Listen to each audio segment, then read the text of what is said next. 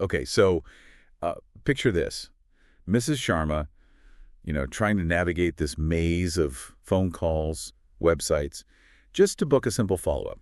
She's feeling lost, frustrated, or think about Dr. Patel, just drowning in this mountain of medical data, research, patient history, trying to figure out the absolute best path for someone, maybe with a rare condition. Yeah, those are really familiar scenarios. They really are. They're everyday pain points, right? Yeah. Healthcare systems everywhere, including here in India, Right. limited access, admin overload, just too much information, and always that risk of, well, human error. Absolutely. Now, what if there was this powerful tool, maybe like an intelligent assistant, that could actually ease some of these burdens, transform healthcare delivery? Well, that's exactly the vision, isn't it? That's what the material we're looking at today sets out. It's like this comprehensive guide to understanding and navigating AI in healthcare. Right, and it mentions this structure, like a layered cake, starting simple, building up. Exactly, a layered cake. But while it explores all that potential, the source does something crucial right at the start, in the introduction, actually. Oh, yeah. What's that? Our mission here, in this deep dive, isn't just about the cool capabilities of AI. It's really to zero in on something the guide flags as absolutely fundamental. Which is? The ethical considerations Right. for responsible deployment. Okay. Ethics? Yes. And it specifically calls out three, non-negotiables: fairness, transparency, and trust in these AI systems. Fairness, transparency, trust. Why those three specifically? Well, because, as the material really emphasizes right up front, AI is only going to genuinely transform healthcare for the good of everyone if it's built and used responsibly, with these core principles guiding every single step. Got it. So this deep dive is really about unpacking what those three terms, fairness, transparency, trust, actually mean when we talk about AI in healthcare, using the source as our guide. Let's dig in. Sounds good. So the guide starts with basics, right? How does it frame what AI is in this context? Right. So the source positions AI in healthcare primarily as a highly intelligent assistant. Something designed to learn from huge amounts of data, spot complex patterns maybe humans would miss, make predictions, support decisions. Okay. But the key idea, and this comes up again and again, is that it's about augmenting human capabilities, making clinicians, the whole system, more effective. It's not about replacing the human touch. Augmenting, not replacing. That's an important distinction. Crucial. And then the guide briefly touches on the different types of AI. And understanding the differences, well, that matters. Why that? Because you need the right tool for the job. You've got your sort of traditional or rule-based AI. Think explicit instructions, predictable results, good for straightforward, well-defined tasks. Like checking for drug interactions, maybe. Exactly like that. Then there's machine learning, or ML. This learns from data, spots patterns, makes predictions, adapts. Fantastic for finding those really subtle signals in patient records, for example. And then you have large language models, LLMs. They're all about understanding and generating human language. Great for, say, patient communication or summarizing complex medical documents. So different tools, different strengths. Yeah. And the source says picking the right one or maybe even combining them is key. Absolutely key. Knowing which AI type fits best, rule-based for checks, ML for prediction, LLM for summaries, it's fundamental. And yeah, the source definitely points out that often the most powerful solutions are these hybrid approaches, combining different AI types, maybe even with traditional systems, to build something really effective. It's like understanding the ingredients before you see the final cake. Makes sense. Understanding the foundations first. But like we said, the guide pivots pretty quickly from these tech basics to the ethics. These aren't, an afterthought. They're presented as foundational. And the first pillar it dives into is data privacy, which feels, incredibly sensitive in healthcare. Oh, absolutely. Using sensitive patient data, health records, images, genetic info is, essential for training effective AI. But yeah, it raises huge privacy and security flags. So how does the source say we should handle that? It's very clear. Robust data governance frameworks are non-negotiable. Techniques like anonymization, making sure you absolutely cannot identify an individual from the data, are essential. Right. Protecting patient confidentiality is paramount, not just legally, but for building that basic trust. Patients need to trust the system to accept and actually benefit from these technologies. And it mentions specific regulations. It does. It points to the need to adhere strictly to rules like India's IT Act 2000 and the upcoming Digital Personal Data Protection Act. Yeah. Those are critical steps for maintaining that trust. Okay, so privacy underpins trust. What's the next ethical principle the source brings up? That would be algorithmic bias. This one's complex, but really critical. Bias in the algorithms themselves. Yeah. How does that happen? Well, AI models learn from the data they're fed. And if that data reflects historical biases, maybe certain groups were underdiagnosed historically or had less access to care or just different outcomes recorded, Then the AI learns those biases. it can learn them and then perpetuate them, or worse, amplify them. This can lead straight to unfair or discriminatory predictions, affecting the fairness of care across different patient groups. That's a serious problem. It is, and the source strongly emphasizes needing meticulous attention to data quality, making sure it's representative, doing rigorous model validation, auditing for bias, both before you deploy it and continuously after. It's about actively working towards equitable outcomes, ensuring fairness. Okay, so address the bias head on. Exactly. Mm. And the third big consideration the guide links really closely to trust involves the workforce. It's the concern about job displacement and, maybe more constructively, the role of human oversight. The robots taking our jobs fear. Precisely. There's understandable anxiety about automation replacing healthcare professionals. But the source consistently positions AI not as a replacement, but as an augmenting force. So back to that co-pilot idea. Exactly that. The guide stresses that AI is an aid. It offers insights, highlights risks, maybe automates some routine tasks, but human judgment, experience, empathy, the final decision, that stays central. And that helps build trust with the clinicians. Absolutely. It assures them AI is a tool to help them manage workload, maybe do their jobs better, not eliminate their vital role. And transparency about how and where AI is used is also crucial here.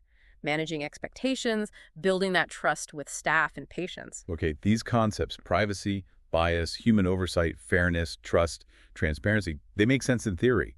But how does the source show them actually playing out in the applications it describes? Yeah, good question. Let's look at some use cases. The source talks about patient-facing tools, often using those LLMs we mentioned.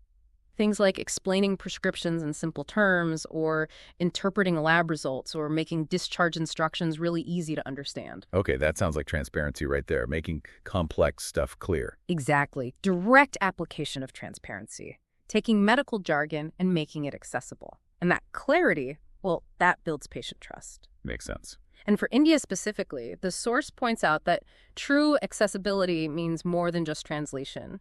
It needs language support for diverse regional languages. It needs cultural sensitivity to how things are phrased, maybe accessibility features for visually impaired people. And that ties into fairness, ensuring everyone benefits. Directly, making sure these advantages aren't just for, certain demographics or English speakers. It's about equitable access. Okay.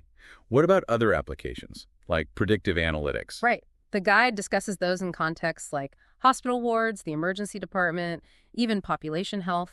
Using AI to predict risks like falls, sepsis, patient deterioration, hospital readmissions. Which obviously uses a lot of patient data, so privacy concerns again.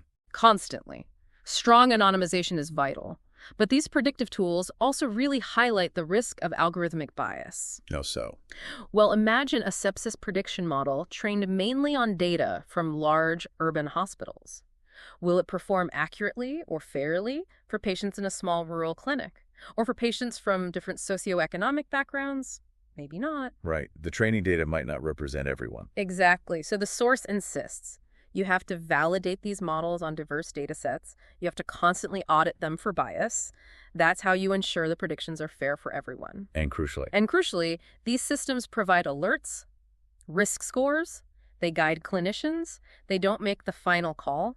This reinforces human oversight, which, again, is essential for building trust in these tools as helpful assistants, not some kind of flawed crystal ball. Okay. What else? Data exchange. Yep. Data exchange and interoperability systems. Things mapping patient charts, abstracting data between different hospital systems. They handle incredibly sensitive info as it moves. So security and privacy are paramount there. Absolutely foundational. Encryption, access, controls, all that is key for building trust that patient information is safe when it's shared, often using standards like FHIR to enable that secure exchange. And clinical decision support. The source mentions that too. AI acting as a co-pilot, helping clinicians maybe refine or author care guidelines or rules. Another example of augmentation. A very clear one. It offers evidence-based recommendations, aims to improve accuracy, maybe efficiency. It builds trust by supporting clinicians, potentially improving outcomes, but always maintaining that crucial human oversight. It's really clear these ethical threads, fairness, Transparency, trust, privacy bias, oversight. They're woven through all these potential applications. They have to be. But, the guide doesn't just talk about the ideal scenario. It gets into the messy reality of actually building and implementing these things. What challenges does the source highlight, especially thinking about India, and how do they impact these ethical goals? Yeah, the implementation sections are really important because they show where the rubber meets the road. For instance, data availability and quality. That's just a massive challenge everywhere, but particularly noted for India. Why is data such a hurdle? AI needs tons of data. Ugh. But not just any data. It needs clean, structured, high-quality data. Poor data doesn't just make the AI ineffective, it's a prime source of bias, which directly undermines fairness and erodes trust in whatever the system spits out. Getting standardized data across diverse healthcare settings in India, that's tough. Okay, data quality is key. What else? Infrastructure. You need reliable IT systems for these AI tools to actually work and be accessible. If the system is slow or crashes or isn't available everywhere, well, that impacts fairness, who gets disadvantaged, and it impacts trust. Users won't rely on something flaky. And the guide mentions connectivity issues. It does. Leveraging the cloud helps, but it also notes the reality of low bandwidth environments, especially rurally in India, that directly impacts equitable access and therefore fairness. Makes sense. What about the people using it? User adoption and training. That's vital for trust. Doctors, nurses, staff, they need to understand how the AI works, what its limits are, how to use it properly. Good training builds trust in the tool, and it ensures that the human oversight component is actually effective. People need to be comfortable with it. Exactly. And then there's cost. Very real barrier in many Indian settings. Affordability directly impacts the fairness of who actually gets access to these advanced tools. The source does suggest things like using open source options to try and bridge that gap. Okay. Anything else specific to India? Yes, the guide explicitly brings up language and cultural considerations, especially for patient tools. Just translating isn't enough.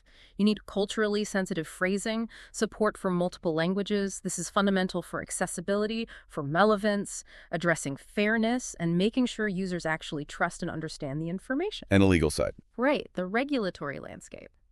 Complying with data privacy laws, like India's, is essential. It's not just box ticking. It builds accountability and fosters that trust that patient data is being handled properly, ethically, legally. So lots of practical hurdles to overcome to maintain those ethical standards. Definitely. And the source offers practical advice for after deployment, too. Things like regularly audit the system for bias and fairness, and emphasizing collecting feedback from clinicians, from patients. Why is feedback so important? It's not just about quality checks. It's a continuous process to ensure the system stays fair, that its outputs are understood, that's transparency, and that users continue to trust it. Continuous monitoring, which is mentioned for areas like radiology too, is also vital for maintaining accuracy and therefore trust. Okay, so it's clear the source material paints this picture of, well, immense potential for AI in healthcare, touching pretty much every aspect, from diagnosis to how patients get information. Absolutely, huge potential.